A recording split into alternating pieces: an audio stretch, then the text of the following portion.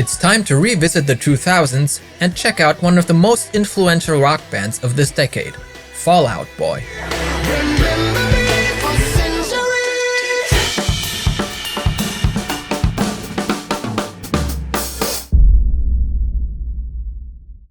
Paramore and Linkin Park are two bands from the 2000s we've already looked at in our Recreating Iconic Drum Sounds video series.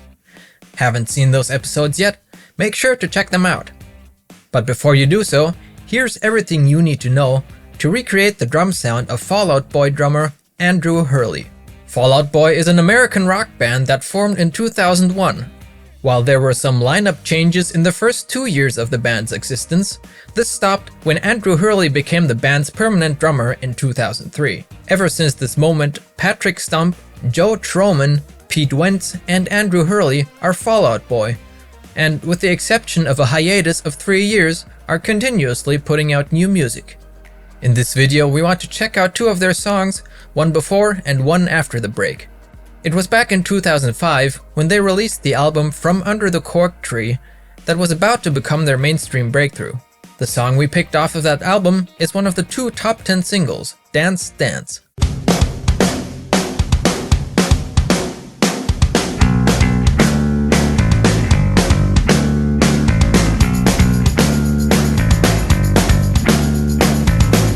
Says she's no good with words, but I'm worse. But it started out a joke of a romantic stuck to my tongue.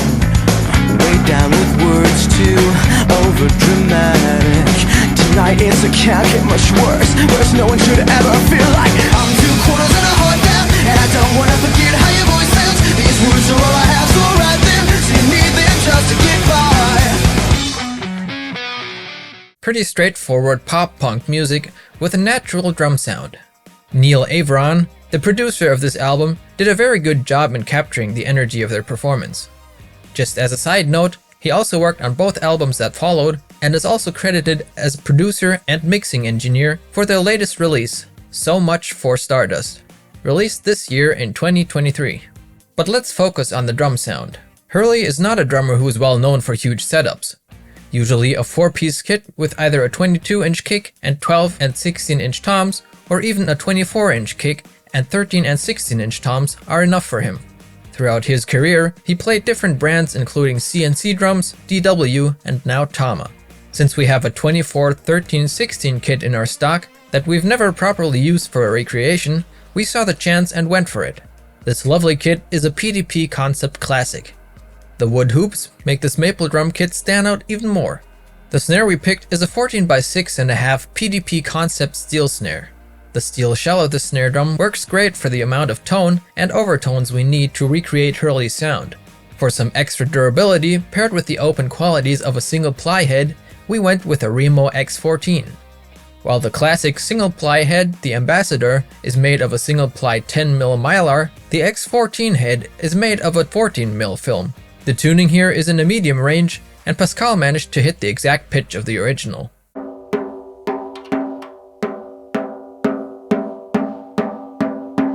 There's no muffling needed, and we placed 3 mics to capture the snare, 2 M201s as bottom and top mic, and an additional MC930 small diaphragm condenser taped to the M201 on top as a second top mic for some more high-end.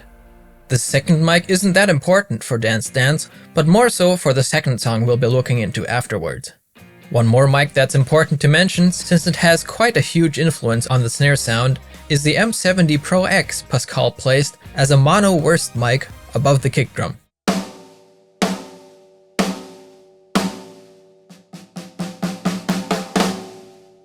This wurst mic is also important for the kick, so let's continue there. We chose a reso head with a porthole for a shorter sustain and to be able to place a mic inside the drum for some nice attack. The batter head here is a clear Power Stroke 3. The internal dampening ring of this drum head model helps to achieve the right length and overtone structure we're looking for. The muffling we've already mentioned are 2 blankets placed inside the shell touching both drum heads. The mics are a TGD70 right inside the porthole for the attack and an MC740 for some extra low end, placed a few inches away from the closed side of the reso head.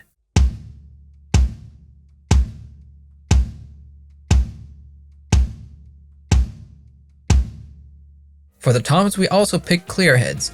Emperors work well in this case, since the double-ply construction gives the right durability and they simply do not sound as open as single-ply ambassadors would. The tuning is rather low here, and we chose TG-I51s to capture the toms. After listening to the signal, it was clear that we needed some additional muffling. One snare weight M1 per tom was the tool we chose.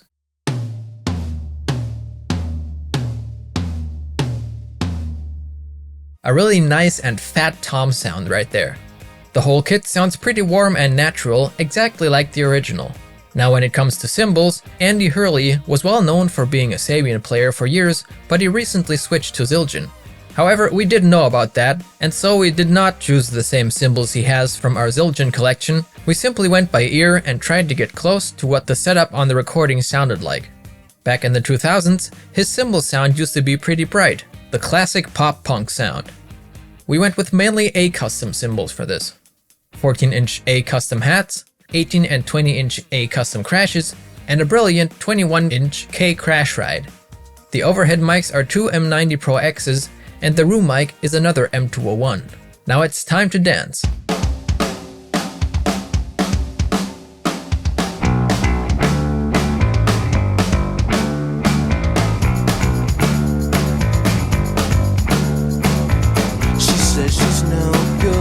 With words, but I'm worse. But it started out a joke of a romantic stuck to my tongue. Way down with words too over dramatic. Tonight it's a can't get much worse. When there's no one sure to ever feel like I'm two portals and a heart now, and I don't wanna forget how your voice sounds. These words are all I have, so write them. So you need them just to get by. Dance, dance, with all in it for to have time.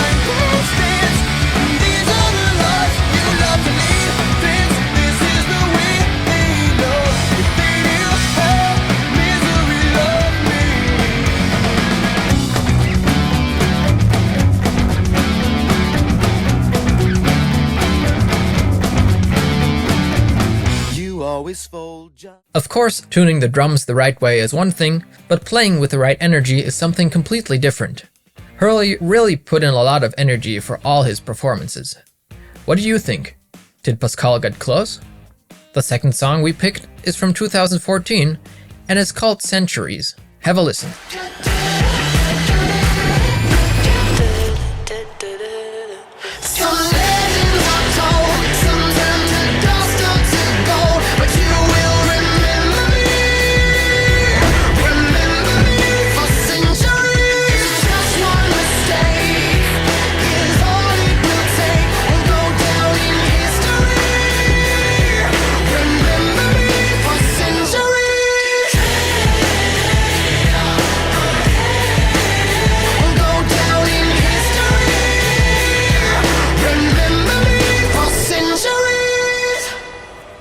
While Fall Out Boy was a pretty straightforward guitar-based drums band in the 2000s, this song sounds a lot more produced. The drum sound, for example, is a lot more than a simple live-played drum track. There's a lot of samples and programmed things going on. So what we did is an interpretation of the drum track of the song using only live-played acoustic drums. To imitate the marching snare-like sound in the pre-chorus, we brought in one additional drum, a 10-inch Gretsch Blackhawk snare. For a very short sound, it was clear that we had to go with a pre-dampened head. A coded Power Stroke 3 seemed promising. The tuning is pretty high, and we even needed two mini muffs to shorten the sound even more. Since the snare buzz was too long, Pascal decided to tape the snare wires for an even more controlled sound. With an MC930 in place, this is the sound we ended up with.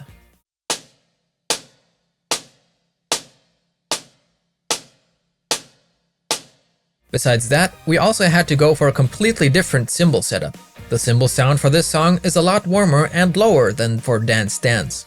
The cymbal hits might be samples as well, since they ring out extremely long, but let's try to get as close as possible with real ones. We picked large models for this one. 16-inch Avedis Hats, a 22-inch Constantinople medium thin low for the left crash, a 24-inch K light ride, and a 20-inch K paper thin crash. Really huge cymbals. But are they big enough for the Cnturies drum sound? Let's find out.